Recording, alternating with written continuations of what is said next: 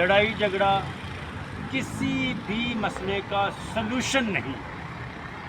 اگر کوئی فرد یا معاشرہ لڑائی کی حالت میں ہو، وہ کبھی بھی معاشی طور پر ترقی نہیں کر سکتا، چاہے انڈیویجولی لڑائی لڑی جائے یا کلیکٹیولی لڑائی لڑی جائے، وہ معاشرہ، وہ فرد، وہ ملک کبھی بھی ترقی نہیں کر سکتا۔